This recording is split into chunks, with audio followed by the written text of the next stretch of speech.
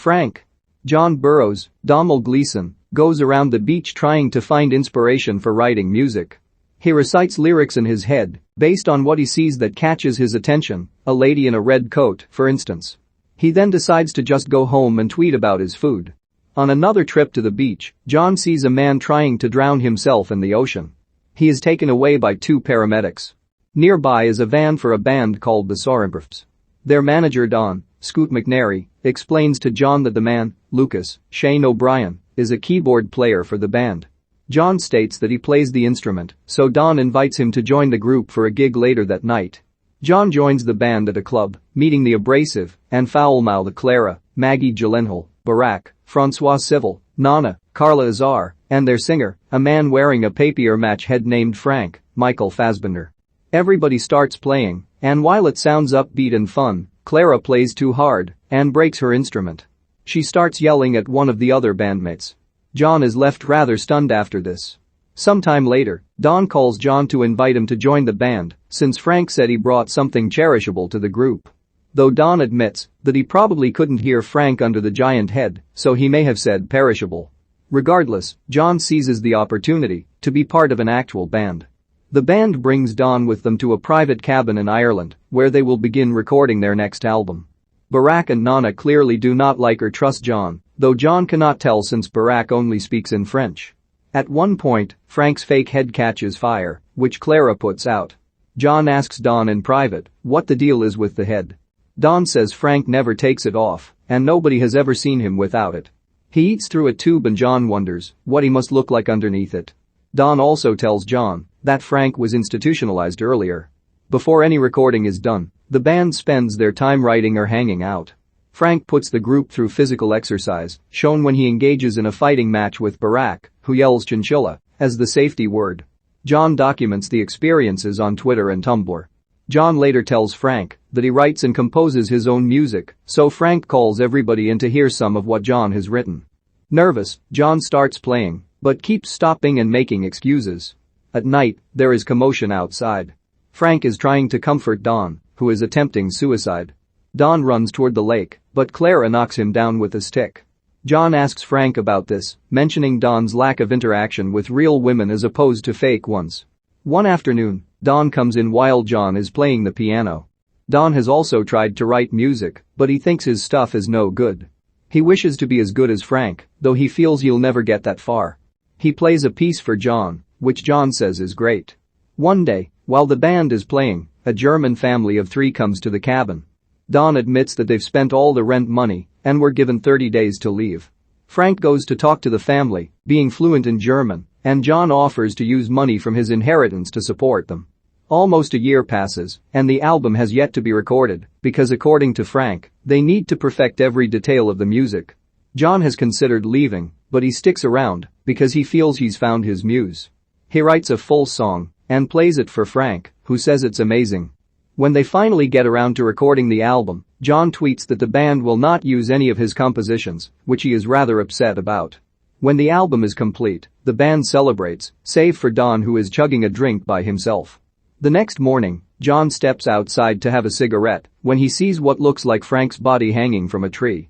The other bandmates run and bring the body inside when they see the actual Frank walking in. Barack removes the head from the body to reveal Don. The band holds a funeral for him and puts him on a pyre, sending him down the river after lighting it. Sometime later, John gets responses from his social media activity. Since he's put a video of the band playing on YouTube, they have been invited to play at the South by Southwest Festival in Texas. John shows Frank the video and sees that over 23,000 people have seen the video, to Frank's astonishment. Clara later confronts John while he's in the hot tub about this, thinking he's playing at something for his own gain. He stands up, and she sees him nude. They have rough angry sex in the hot tub before sitting there across from each other, having a smoke and talking about Frank. John realizes Clara is in love with Frank, and she threatens to stab John if he messes anything up in America. On the road to the States, Frank stops and starts to spread Don's ashes across a desert from a container of groundnut. Clara grabs a handful and licks it, realizing it is groundnut. Barack admits he grabbed the wrong container, leaving Frank rather disappointed. The band makes it to SXSW. They meet two girls at the registration booth, Simone, Hayley Derryberry, and Alice, Lauren Poole, who are both fans of their music. They invite them out to get pancakes. Frank mentions the amount of views they got, to which Alice says that's usually 1% in the room of people that would actually enjoy it. This crushes Frank's spirit, and he moans and crawls under the table. John suggests that the band changes their sound to make more appealing and likable music. Frank is inspired to make his most likable music yet. He plays the keyboard and starts singing nonsensical lyrics. Clara dryly states that people will love it. By now, it's a little clearer that Frank is not feeling right. He leaves his room, and John goes searching for him at night, asking people if anybody has seen a man with a large fake head. He finds Frank and Clara sitting together in an alley. Clara gets angry with John and stabs him in the leg. As she walks away, she is grabbed by a pedestrian, and John says she was arrested. Barack and Nana sit by Frank's bed before telling John they never trusted him and have decided to leave the group. Frank decides to stay, leaving him with John. John and Frank are getting ready for their performance at the festival. Frank is only more nervous, having put makeup on the fake head and putting on a dress. When they get up to perform, John starts to play his music when Frank starts to scream and he collapses on stage. John asks him what's wrong, and Frank says the music is shit. The two are left alone in a motel room. John is completely frustrated with Frank, while the latter is apologetic and passive. John reaches his breaking point and tries to pull Frank's head off. Frank runs out of the motel screaming when he gets hit by a car. John runs outside to find Frank's broken head, but nobody else there. He asks the driver if he saw a man running, and the driver says Frank was limping. John then walks and is hit by a car himself. John recovers at the hospital and tries to find Frank through the police, but since he can barely begin to describe Frank, he realizes it's pointless. He asks social media to help him find Frank. People send rude or misleading answers until John finds Frank in Bluff, Kansas, Frank's hometown. He has gone to his parents' home, and John finally sees Frank without his mask. He has a scar across his forehead.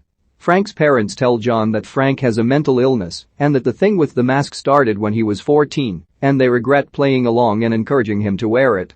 John sees Frank trying to play, though Frank has already lost the will and spirit to keep doing it. John brings Frank to a bar where he saw Clara, Barack, and Nana playing. The three of them are quick to realize who Frank is, even without his mask, and they all start to play a song, "I Love You All," with Frank singing his heart out and tearing up. John watches the performance from the bar until he decides to walk away before the band finishes.